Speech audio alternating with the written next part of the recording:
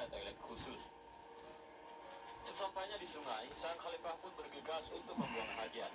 Pada waktu itu semua pengikutnya paham bahwa tidak boleh ada yang buang hajat di hulu sungai, karena dikhawatirkan mengalir ke arah sang khalifah. Bagi yang melakukan itu tentu akan mendapatkan hukuman yang sangat berat. Namun, Abu Nawas tidak menghiraukan hal itu. Dengan santai dirinya buang hajat di hulu sungai, yang mana sang khalifah pun sedang membuang hajat, tapi di bahagian hilir sungai. Akhirnya kotoran Abu Nawas mengalir mengenai sang khalifah, dan tentu sang khalifah pun kaget dan sangat marah. Tak menunggu waktu lama, sang khalifah pun memerintahkan para prajuritnya untuk menyusuri hulu sungai, dan ditemukanlah Abu Nawas. Tentu, Abu Nawas terancam mendapatkan hukuman berat dari sang khalifah. Kamu tidak punya tata krama, buang hajat di depanku hingga kotoranmu mengenaiku, bentak sang khalifah. Baginda sepertinya salah paham, bela Abu Nawas sendirinya. Tak usah banyak alasan, kamu harus dihukum, kata sang khalifah. Saya melakukan ini agar bisa menghargai engkau, wahai Baginda, jawab Abu Nawas. Kenapa kamu membuang hajat seperti itu disebut menghormatiku? Tanya raja penasaran. Begini, selama ini, bahwa ketika Baginda telah melakukan perjalanan dengan rakyat dan prajurit, itu di antara mereka tidak ada yang berani mendahului Baginda. Begitupun dengan saya. Ketika saya ikut rombongan, juga melakukan hal yang sama. Itu saya lakukan sebagai tata krama dan sopan santun saya kepada Baginda Raja. Jelas Abu Nawas. Ya, bagus. Tapi apa hubungannya dengan perbuatanmu sekarang ini? Tanya lagi sang khalifah. Begini Baginda, saya menghormati engkau tidak setengah-setengah.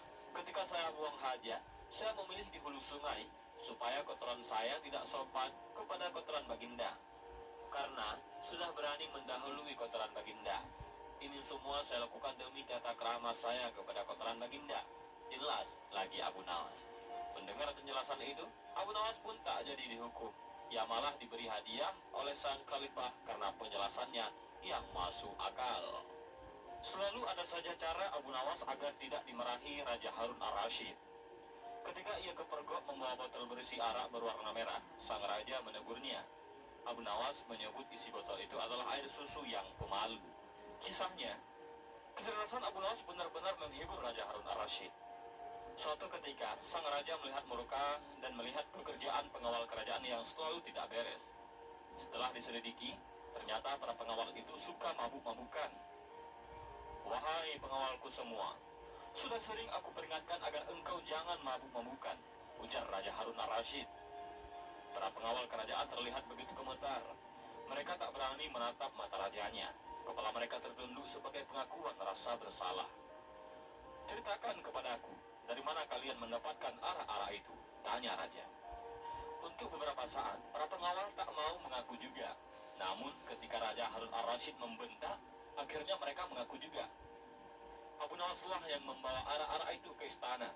Kami juga diajari mabuk-mabukan olehnya, ujar salah seorang pengawal. Jika demikian, cepat bawa Abu Nawas ke hadapanku. Kalau tidak, kalian semua harus menerima hukuman dariku, ujar Raja Harun al-Rashid. Keesokan harinya, berangkatlah beberapa pengawal kerajaan ke rumah Abu Nawas. Sesampainya di rumah yang sederhana Abu Nawas itu, mereka kemudian memberitahukan maksudnya. Bawalah botol ini ke hadapan raja dan katakan semua ini atas perintahku, ujar salah satu pimpinan pengawal itu. Tunggu dulu. Dengan minuman arak ini, aku pasti akan dihukum oleh raja, kata Abu Nawas. Benar, tapi jika engkau berhasil lolos dari hukuman raja, aku akan memberimu sejumlah dinar, ucap pengawal itu. Lalu apa keuntunganmu dengan memberiku sejumlah dinar? Tanya Abu Nawas. Jika engkau lolos dari hukuman raja, maka kami semua juga akan lolos. Gunakanlah kecerdasanmu untuk mengelabui raja, jawab pengawal itu. Akhirnya, Abu Nawas bersedia menerima tugas itu. Dengan memegang sebotol arak berwarna merah, ia menemui Raja Harun. Wahai Abu Nawas, apa yang engkau pegang itu? Tanya Raja Harun. Dengan gugup, Abu Nawas menjawab, ini susu Baginda. Rasanya enak sekali, jawab Abu Nawas seenaknya. Bagaimana mungkin air susu berwarna merah? Biasanya susu kan berwarna putih bersih, kata Raja Harun yang keheranan sambil mengambil botol yang dipegang Abu Nawas. Betul Baginda, semua air susu ini berwarna putih bersih. Saat melihat Baginda yang gagah rupawan, ia tersipu malu dan menjadi merah merona. Jawab Abu Nawas yang mencoba mengambil hati Raja Harun al-Rasyid dengan menyebutnya seorang yang rupawan. Mendengar jawaban Abu Nawas, Baginda Raja pun tertawa dan meninggalkannya sambil geleng-geleng kepala. Raja Harun sebenarnya tahu bahwa yang di dalam botol itu adalah arak. Namun karena penyampaian Abu Nawas yang membanggakan hatinya, ia tak memberikan hukuman kepada Abu Nawas. Baiklah, untuk kalian semua aku maafkan. Akan tetapi jika kalian ulangi lagi, maka hukumannya akan berlipat ganda. Dikas sang raja. Dan akhirnya, Raja Harun al-Rasyid juga memberikan ampunan kepada para pengawalnya. Abu Nawas juga mendapatkan hadiah sejumlah beberapa dinar dari para pengawal, karena telah berhasil melaksanakan misinya. Baginda Raja pulang ke istana dan langsung memerintahkan para prajuritnya menangkap Abu Nawas. Tetapi Abu Nawas telah hilang entah kemana karena ia tahu sedang diburu para prajurit kerajaan. Dan setelah ia tahu para prajurit kerajaan sudah meninggalkan rumahnya, Abu Nawas baru berani pulang ke rumah. Suamiku, para prajurit kerajaan tadi pagi mencarimu. Iya istriku, ini urusan gawat. Aku baru saja menjual Sultan Harun al-Rasyid menjadi budak. Apa? Raja aku jadikan budak.